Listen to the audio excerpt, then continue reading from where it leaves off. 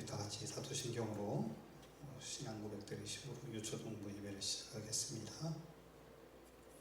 전능하사 천지를 만드신 하나님 아버지를 내가 믿사오며 그 외아들 우리 주 예수 그리스도를 믿사오니 이는 성령으로 잉태하사 동정녀 마리아에게 나시고 본디오 빌라도에게 고난을 받으사 십자가에 못 박혀 죽으시고 장사한 지 사흘 만에 죽은 자 가운데서 다시 살아나시며 하늘에 오르사 전능하신 하나님 우편에 앉아 계시다가 저리로서 산 자와 죽은 자를 심판하러 오시리라.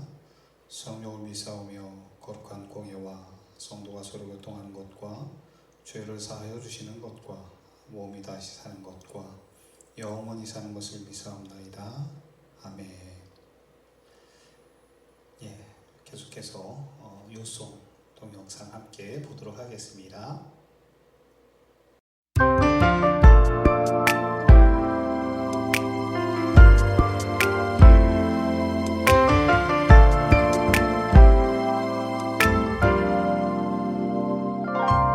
주는 나의 하나님이시니 나를 가르쳐 주의 뜻을 행하게 하소서.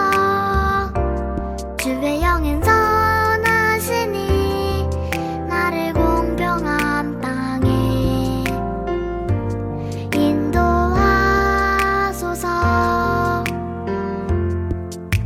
시편 143편 10절 아멘.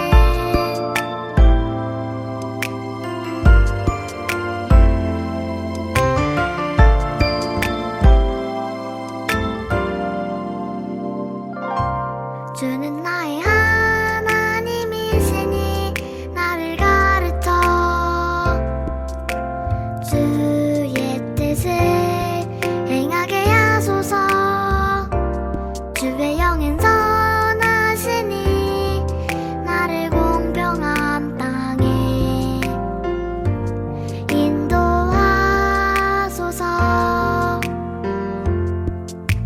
시편 143편 10절 아멘.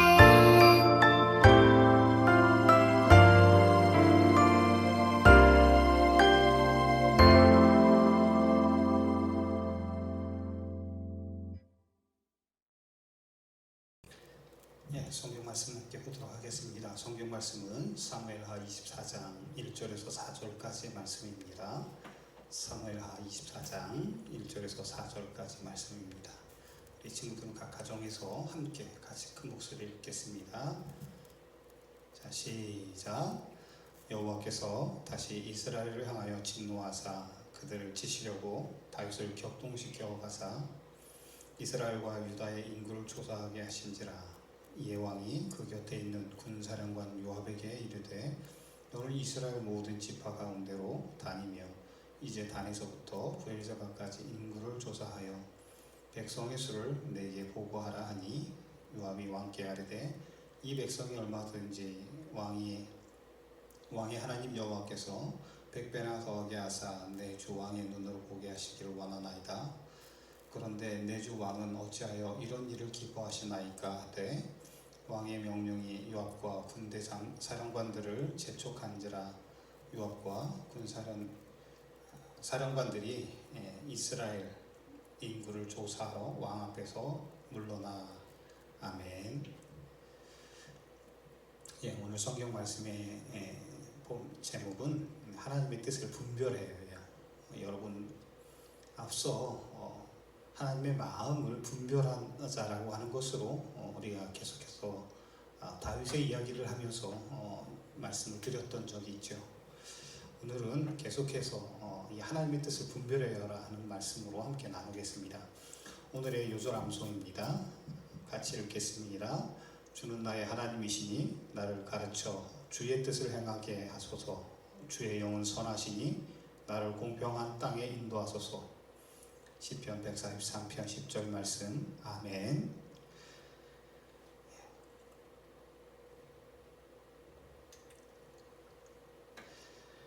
여러분 친구들 가운데서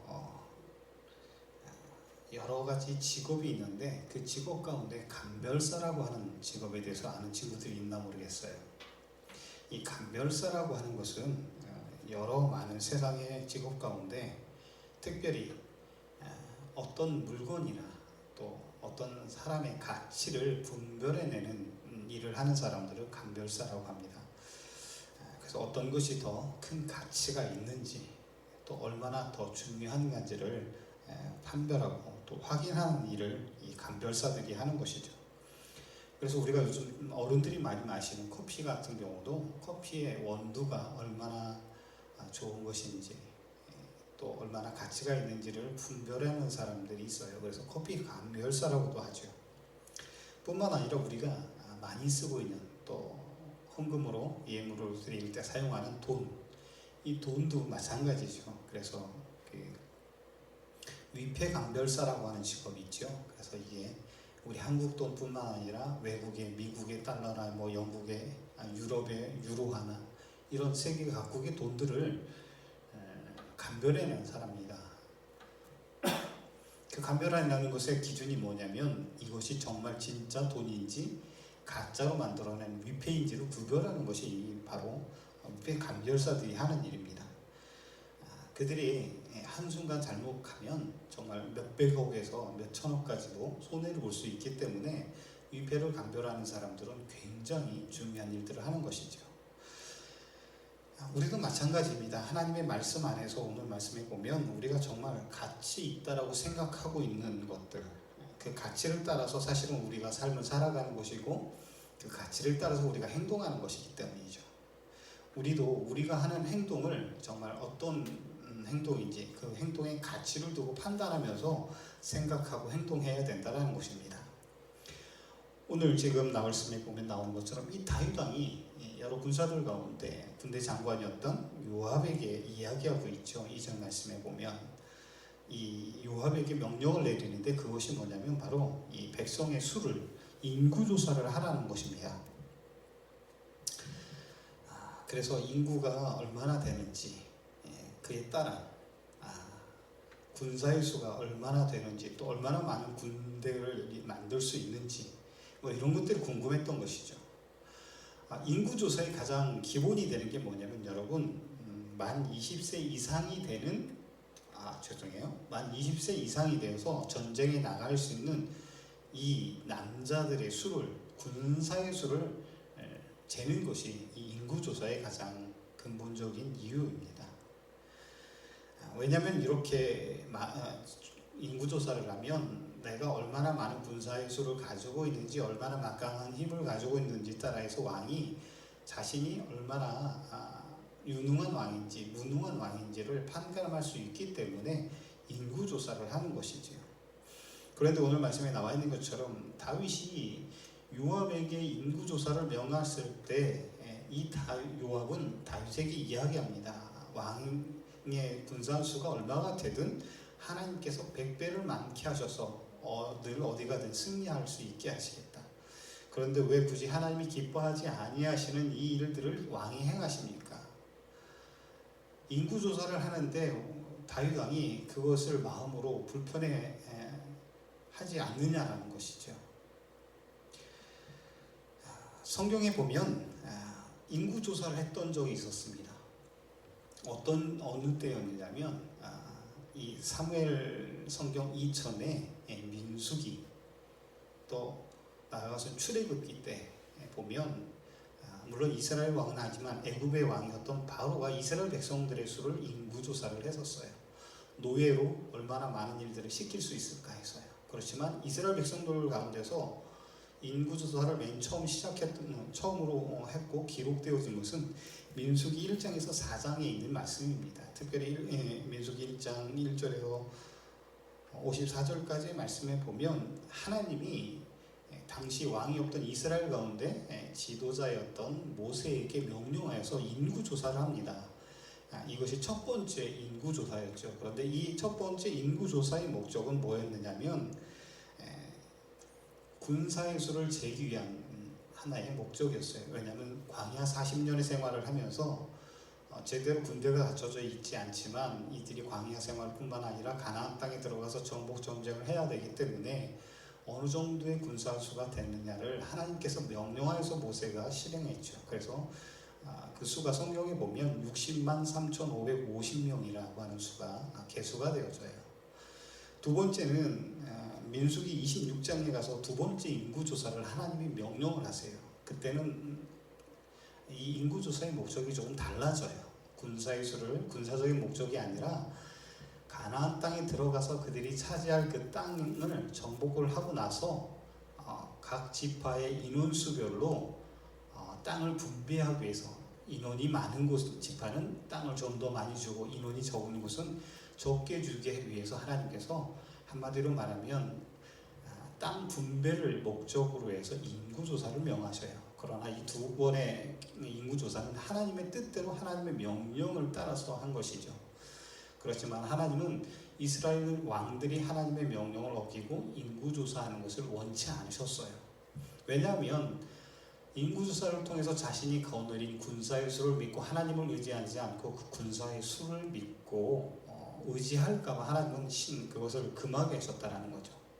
그런데 오늘 말씀에 보면 다윗 왕이 그 군사의 수를 세기 위해서 이 바로 모압 장군과 군대 장군들에게 인구조사를 명하는 것이죠. 사실 우리가 보는 이 민수기라고 하는 성경 자체도요, 한자로 풀이하다 보면 백성민자에 셀 숫자 그리고 기록할 기자예요. 그러니까 백성의 수를 센 것을 기록한 것이 민수기예요. 그래서 이 민수기의 영어 성경의 타이틀은 Numbers. 목사님의 발음이 약간 콩글리시이지만 이해하세요. Numbers. 수를 센 것이 바로 민수기예요. 백성의 수를 세는 인구조사의 가장 첫 번째 목적은 아까 말씀드렸던 것처럼 군사의 수를 정확하게 세기 위한 것이고요.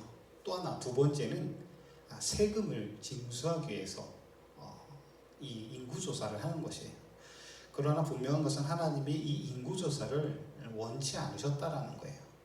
그래서 다윗이 모압에게 군대 장군들에게 인구조사를 명했을 때 전국에 각지 흩어져서 수를 세라고 했을 때 그것을 기뻐하지 않았던 것입니다.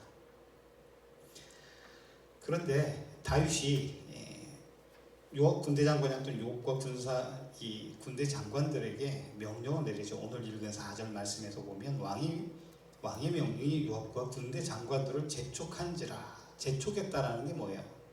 강하게 명령을 내렸다는 거예요. 그래서 결국은 그들이 어쩔 수 없이 요압과 군대 장관들이 이스라엘의 인구를 조사하기 위해서 왕 앞에서 물러나서 각지에 흩어졌다라는 것이에요. 이 일이 있고 난 다음에 하나님이 이 인구조사를 한 다윗에게 한마디로 말하면 하나님이 원치 않는 일을 한 것에 대해서 책망을 하시고 징계를 하게 하셔요. 그래서 그 징계를 누구에게 말하냐면 갓선지자를 통해서 다윗에게 야단을 치시는 거예요. 인구조사를 하나님의 명을 하나님의 뜻을 어기고 인구조사한 것에 대해서 하나님이 갓선지자를 보내서 다윗 왕에게 선택하라고 합니다. 그 선택이 뭐냐? 상을 받기 위한 선택이 아니라 벌을 받기 위한 징계를 선택하라는 것입니다. 그래서 첫 번째가 이후에 말씀에 보면 24절 말씀인가요? 성경에 우리 뒤에 본문에 나오는데요. 첫 번째는 3년의 가뭄을 이야기하시죠. 그리고 두 번째는 다윗 왕이 원수에게 석 달을 3개월을 쫓겨다니는 것. 그리고 세 번째는 3일 동안 이스라엘 온 나라에 전염병이 도는 것. 이 세 가지 가운데 하나를 선택하라고 하죠. 그래서 결국엔 다윗 왕이 이 세 번째 3일 동안 온 나라에 전염병이 옮기는 것을 선택을 하죠. 그리고 하나님의 징계로 이 3일 동안 이스라엘 가운데서 7만여 명 이상이 이 전염병으로 죽게 되었어요. 그 이후에 다윗은 하나님 앞에 자신의 무엇을 잘못했는지를 알고 회개하게 되어졌다라는 것이죠. 저와 여러분도 마찬가지인 줄 압니다. 어떤 행동을 하기 전에 다윗이 그랬던 것처럼 자신의 생각에 빠져 있어서는 안 돼요. 사실 여러분도 가정이나 학교에서 보면 어떤 잘못을 어떤 행동을 할 때 가장 먼저 떠오르는 사람이 있다면 그게 누구냐면 엄마 아빠 또는 선생님이에요. 왜냐하면 내가 한 행동으로 인해서 때로는 부모님에게 선생님에게 야단을 맞을 수 있기 때문이라는 거죠. 우리는요 가장 먼저 어떤 행동을 할 때 떠올려야 하는 사람이 있다면 얼굴이 있다면 그것은 바로 하나님의 얼굴이라는 거죠. 하나님이에요. 우리 머릿속에서 가장 먼저 떠올라야 하는 분이 하나님이에요. 그래서 그 행동을 할 때 하나님이 정말 기뻐하실까? 이게 하나님의 뜻일까? 이거를 우리는 기억해야 된다는 것이에요. 그것을 생각하지 않고 행동하면 다윗처럼 자신의 생각에 빠져서 하나님께 징계를 받을 수밖에 없는 그런 어려움에 처하게 되어진다는 겁니다.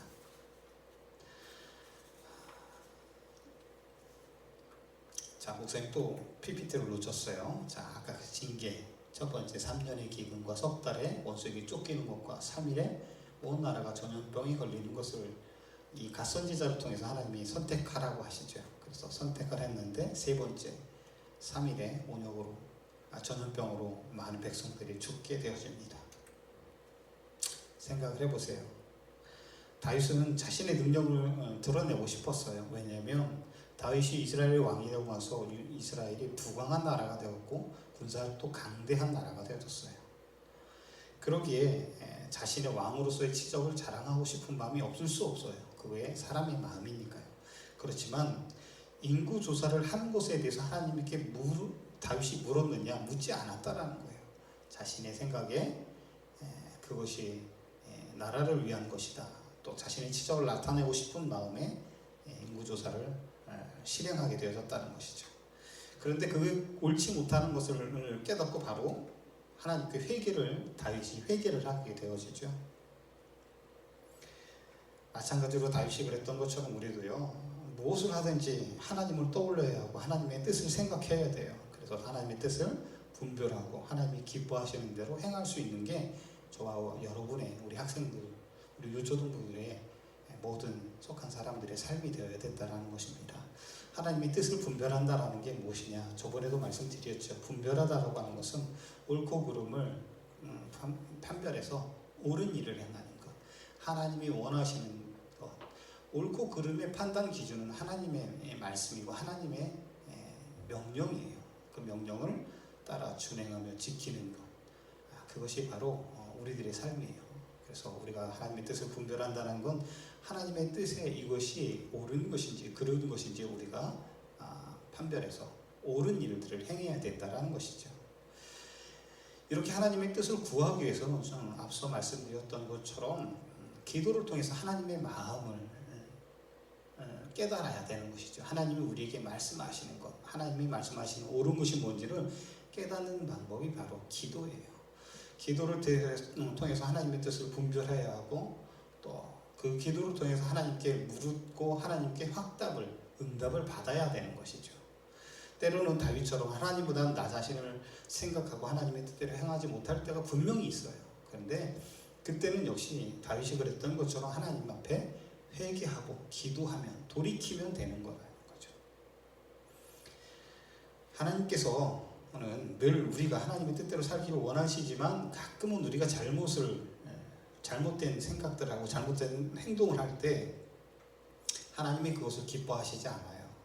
그래서 때로는 징계도 하시고 벌을 내리시기도 하지만 돌이켜서 하나님께 다시 나아가면 하나님은 우리에게 하나님의 뜻을 분별할 수 있는 지혜를 주시고 또 하나님의 뜻대로 행할 수 있도록 우리를 인도해 주신다라는 거예요. 사랑하는 유초등부 친구들이 정말 한 주간의 삶을 살면서 하나님의 뜻대로 살기 위해서 늘 기도하기를 원하고요.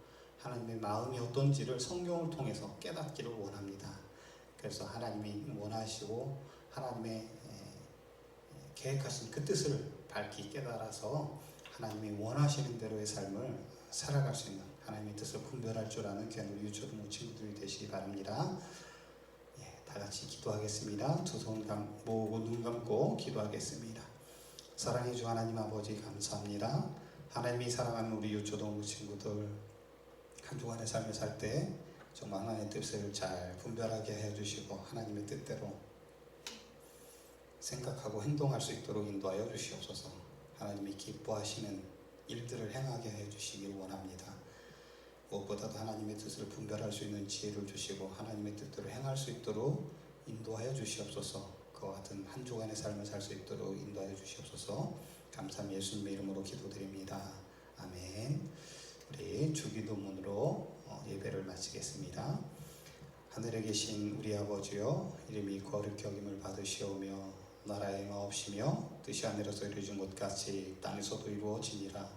오늘날 우리에게 일용할 양식을 주옵시고 우리가 우리에게 죄진 자를 사해 준 것 같이 우리의 죄를 사하여 주옵시고 우리를 시험에 들지 말게 하옵시고 다만 악에서 구하옵소서. 대개 나라와 권세와 영광이 아버지께 영원히 싸움나이다. 아멘.